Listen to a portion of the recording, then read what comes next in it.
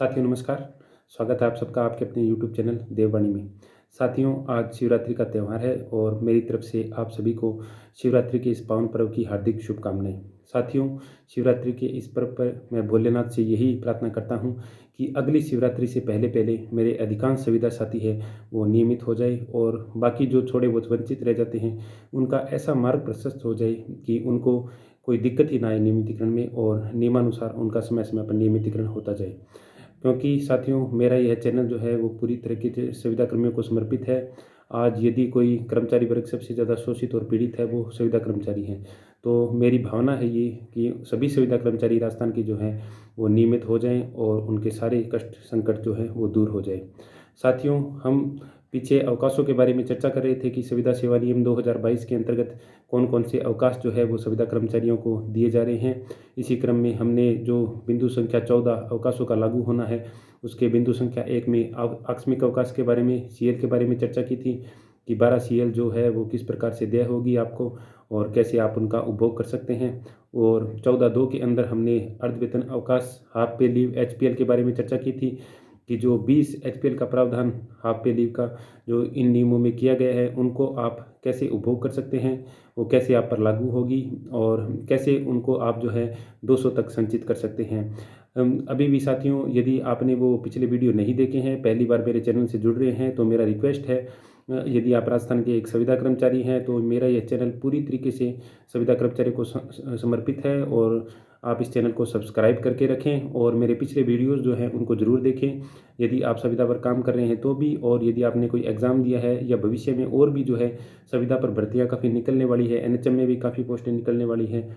तो यदि आप संविदा कर्मचारी के रूप में अगर लगना चाहते हैं तो ज़रूर इस चैनल को सब्सक्राइब करके रखें। मैं समय समय पर सभी उपयोगी सूचनाएँ आप तक एकदम ऑथेंटिक रूप से उपलब्ध करवाता रहूँगा। साथियों इसी क्रम में आज हम जो है मातृत्व अवकाश और पितृत्व अवकाश के संबंध में क्या प्रावधान जो है संविदा सेवा नियम 2022 में दिए गए हैं उनके बारे में चर्चा करेंगे। सबसे पहले मैं मातृत्व अवकाश मैटरनिटी लीव है उसके बारे में चर्चा करना चाहूँगा। प्लीज़ साथियों यदि अभी तक आपने मेरे चैनल को सब्सक्राइब नहीं किया है तो सबसे पहले आप चैनल को सब्सक्राइब कर दें साथियों। मातृत्व अवकाश जो है वो सभी महिला कर्मचारियों को, चाहे वो स्थायी हो अस्थायी हो, वो दिया जाता है जब गर्भवती महिला और उनके जब प्रसव होने का समय नज़दीक आता है तो उस समय वो अवकाश स्वीकृत किया जाता है साथियों। और 180 दिन का ये मातृत्व अवकाश सभी महिला कर्मचारियों को मिलता है। यह जो है चिकित्सक के प्रमाण पत्र के आधार पर आपको दिया जाएगा। सबसे पहले आपको क्या है, जिस भी चिकित्सक के गर्भावस्था के दौरान आप सेवाएं ले रहे हैं उनसे आप एक प्रमाण पत्र सरकारी चिकित्सक से बनवा लें कि भाई इनको 180 दिन का जो है वो अवकाश स्वीकृत किया जाए। यह अभी इनको स्वास्थ्य की दृष्टि से आराम की आवश्यकता है और निकट भविष्य में जल्द ही इनकी डिलीवरी होने वाली है। तो उस हिसाब से जो है वो प्रमाण पत्र आपको एक एप्लीकेशन के साथ अपने जो आहरण एवं वितरण अधिकारी है उनको प्रस्तुत करनी होती है और उसके आधार पर जो है चिकित्सा प्रमाण पत्र के आधार पर आपको डीडीओ स्वीकृत करता है ये अवकाश। इस अवकाश में क्या है कि पहले कई बार संविदा कर्मचारियों के साथ यह विडंबना रहती थी कि नियमों का हवाला देकर कई बार उनको स्वीकृत नहीं किया जाता था और बहुत सी जगह नियम बने हुए नहीं थे, इस कारण भी दिक्कत आती थी। लेकिन अब सभी संविदा कर्मचारी जो है संविदा सेवा नियम 2022 के अंतर्गत आ चुके हैं। तो संविदा सेवा नियमों में इनसे संबंधित क्या प्रावधान है वो मैं आपको बता देता हूँ। जब भी कभी किसी भी महिला साथी कर्मचारी को ज़रूरत पड़े तो वो इन नियमों का हवाला देते हुए आराम से जो है अपना मातृत्व अवकाश मैटरनिटी लीव का उपभोग कर सकती है। संविदा सेवा नियम के बिंदु संख्या 14 के बिंदु 3 में लिखा गया है कि महिला संविदा कार्मिक को जिसके 2 से कम जीवित संतान हो। ठीक है साथियों, 2 से कम जीवित संतान, जैसे मान लीजिए यदि कोई महिला कर्मचारी जब सेवा में आई है और उसके 2 जीवित संतान है तो वो इस अवकाश का उपभोग नहीं कर सकती। ठीक है जी। यदि 2 से कम जीवित संतान जो है उनके होनी चाहिए। मान लीजिए किसी के 1 संतान है तो वो उसको एक बार मिल सकता है दूसरी संतान के लिए, और यदि 2 संतान है तो मिलेगा नहीं। यदि एक भी संतान नहीं है तो उसको 2 बार मैटरनिटी लीव अपने सर्विस काल में 2 संतान के लिए मिल सकती है। 2 जीवित संतान कम जीवित संतान हो 180 दिवस तक का मातृत्व अवकाश अनुज्ञेय होगा। ठीक है साथियों, 180 दिन का उसको गणना करके 180 दिन का जो है मातृत्व अवकाश उसको महिला कर्मचारी को दिया जाएगा, संविदा कर्मचारी को। यदि इसका 2 बार उपभोग कर लेने के पश्चात कोई जीवित संतान न हो तो मातृत्व अवकाश एक और अवसर के लिए दिया जा सकेगा। साथियों, इसमें यह कहना चाहता है कि कई बार मान लीजिए दुर्भाग्यवश यदि 2 बार मातृत्व अवकाश लेने के पश्चात भी वह संतान यदि जीवित नहीं रहती है, कई बार ये स्थितियाँ बन जाती हैं, तो एक अतिरिक्त अवसर, एक और बार मातृत्व अवकाश भी उसको दिया जा सकता है ऐसी कंडीशन में जो उस महिला संविदा कर्मचारी को। छुट्टी का संदाय छुट्टी प्रारंभ होने से पूर्व के दिन को संदत्त संविदात्मक पारिश्रमिक रकम की दर के अनुसार किया जाएगा। साथियों, इसमें यह कहना चाहता है कि जो छुट्टियों का जो वेतन है वो छुट्टी जिस दिन महिला कर्मचारी गई है उस दिन उसकी जो दर थी उसी दर के आधार पर 180 दिन तक उसको वेतन दिया जाता रहेगा। कई बार क्या है, ये भी समस्या आ जाती है कि भाई इनका वेतन भुगतान किस दर से किया जाए। तो इस नियम में जो है स्पष्ट लिखा हुआ है कि जो छुट्टी पर महिला कर्मचारी जा रही है 180 दिन के मातृत्व अवकाश पर, उसको अवकाश पर जाने के पूर्व दिनांक को जो उसका वेतन था उसी दर पर 180 दिन तक उसको वेतन दिया जाता रहेगा। यह अवकाश जो है सीएल और एचपीएल के अलावा अवकाश है। किसी भी प्रकार की सीएल और एचपीएल इसमें एडजस्ट नहीं की जाएगी। यह पूर्ण रूप से 180 दिन का अवकाश है, मातृत्व अवकाश के रूप में जो है संविदा महिला कर्मचारी को दिया जाएगा। इसकी गणना भी अलग से की जाएगी। ठीक है साथियों, और अवकाश से लौटते समय आपको क्या है कि एक फिटनेस प्रमाण पत्र, जिस चिकित्सक द्वारा आपको जो अवकाश के लिए प्रमाण पत्र दिया गया था, चिकित्सा प्रमाण पत्र, उसी से पुनः फिटनेस प्रमाण पत्र प्राप्त करना होगा और उसके आधार पर आपको पुनः जो है अपने कार्यालय में ज्वाइनिंग करनी होगी। उसकी सूचना आप अपने डीडीओ को दे देंगे कि जी मैंने 180 दिन का अवकाश उपभोग कर लिया है और मैं पुनः कार्य ग्रहण करना चाहती हूँ। ठीक है, तो इस अवकाश में किसी प्रकार की कोई दिक्कत नहीं आती, सभी का सहयोगात्मक रवैया रहता है इस अवकाश के लिए, महिला कर्मचारियों के लिए। फिर भी यदि कहीं कोई दिक्कत किसी को है, यदि कोई कहीं समस्या आती है, तो सभी साथियों से निवेदन है कि कम से कम, आज महिला दिवस भी है, तो महिलाओं के लिए विशेष सम्मान के रूप में जब भी कोई गर्भवती महिला आपके पास मैटरनिटी लीव के लिए आती है, तो मैं तो ये कहूँगा कि सारे काम छोड़कर सबसे पहले उनका अवकाश स्वीकृत कराएं।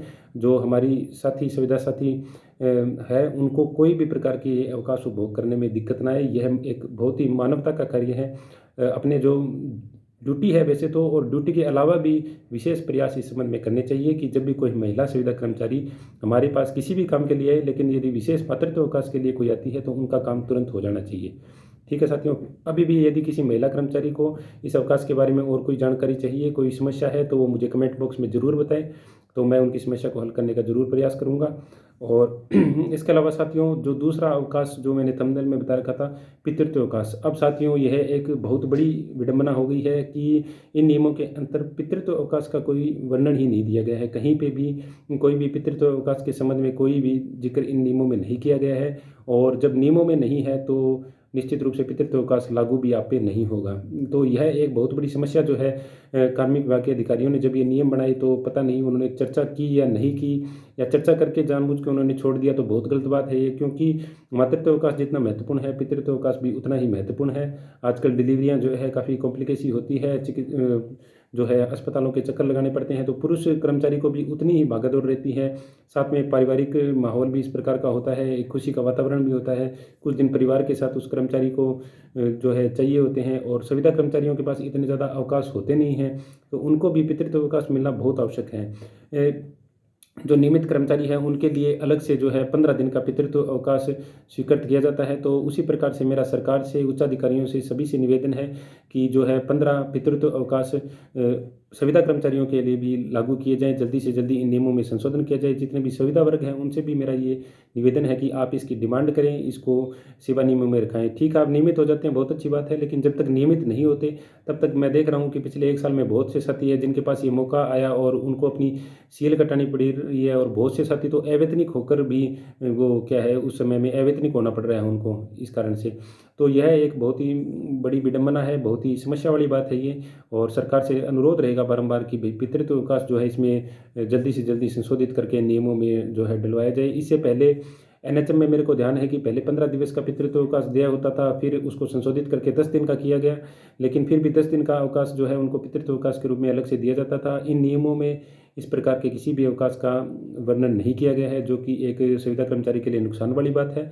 तो सभी संविदा कर्मचारियों से भी रहेगा कि आप सजग हो अपने अधिकारों के लिए, और जितने भी अवकाश मैंने बताए हैं, जहाँ जहाँ कंपैरिजन में नियमित कर्मचारियों से जो जो कमी रह गई है, वो अपने जो भी आप ज्ञापन देते हैं, नियमितीकरण आप दीजिए। ज्ञापन बहुत अच्छी बात है, नियमित हो जाए, मैं तो खुद ईश्वर से ये प्रार्थना करता हूँ। लेकिन जब तक नियमित नहीं होते तो इन नियमों में जो भी थोड़ा बहुत संशोधन अपेक्षित है वो करवाएं, ताकि क्या है, कई बार जब हम 10 डिमांड करते हैं तो 4-5 नहीं मानी जाती, तो 5 डिमांड छोटी-मोटी जो होती है, एक बहुत छोटी-सी डिमांड है ये सरकार के सामने, तो वो मान भी ली जाती है। इसलिए क्या है, आप एक स्मार्ट रणनीति के तहत इस प्रकार के ज्ञापन तैयार करें कि आपको ये दें। एक साथियों, इसमें बिंदु संख्या 4 भी लिखा हुआ है कि संविदा कर्मी सक्षम अधिकारी की पूर्व अनुमति के बिना मुख्यालय नहीं छोड़ेगा। ठीक है साथियों, तो ये भी एक पॉइंट ध्यान में रखने वाला है। नॉर्मली 16 किलोमीटर की दूरी तक आपका मुख्यालय माना जाता है। ये सभी कर्मचारियों पर लागू होता है, चाहे वो संविदा वाले हो, चाहे स्थायी हो, और ये चीज़ का विशेष ध्यान रखना चाहिए। कई बार क्या है, कई संविदा कर्मचारी ऐसे ही चले जाते हैं, थोड़ा दूर चले जाते हैं हेडक्वार्टर से, तो फिर बाद में क्या है, उनको दिक्कत आती है, कई बार ऐसा काम पड़ जाता है। तो ये एक नियम है, आप जब भी हेडक्वार्टर छोड़े तो जो भी आपका नियंत्रण अधिकारी है उसको आप एप्लीकेशन देकर ही हेडक्वार्टर छोड़े, तो बहुत अच्छा रहेगा, आपको दिक्कतों का सामना नहीं करना पड़ेगा। और महिला संविदा कर्मचारी जो है, मातृत्व अवकाश के बारे में यदि कोई दिक्कत हो या तो मुझे टिप्पणी करें, इसमें कमेंट करके मुझे ज़रूर बताएं। और किसी भी साथी को पिछले जितने भी अवकाशों के बारे में मैंने बताया है, वो सारे वीडियोज़ जो है एक बार प्लीज़ देखें, उनको अच्छी तरीके से समझने की कोशिश करें, नियमों को पढ़ें आप, तो आपको अच्छा लगेगा, आपको समझ में भी आएगा, आपकी ज़रूरत की चीज़ें हैं सारी। और मेरे चैनल को प्लीज़ सब्सक्राइब ज़रूर करें। अगला वीडियो जो है मैं नियमितीकरण पर बनाने का पूरा प्रयास करूँगा, मैं उसकी थोड़ी तैयारी भी कर रहा हूँ। आपके इंटरेस्ट का टॉपिक है, बहुत अच्छा। कल पंचायती राज विभाग में भी जो है नियमितीकरण के लिए पद स्वीकृत हुए हैं, और निश्चित रूप से साथियों आपका काम होगा, घबराने की कहीं ज़रूरत नहीं है। शिव शंभू भोलेनाथ की कृपा सब पे बरसेगी, और ऐसे ही मेरा साथ और सहयोग, प्रेम प्यार आपका बनाए रखें, और मैं आपके लिए ऐसे ही रोचक और महत्वपूर्ण वीडियो आगे भी लाता रहूँगा। बहुत बहुत धन्यवाद साथियों।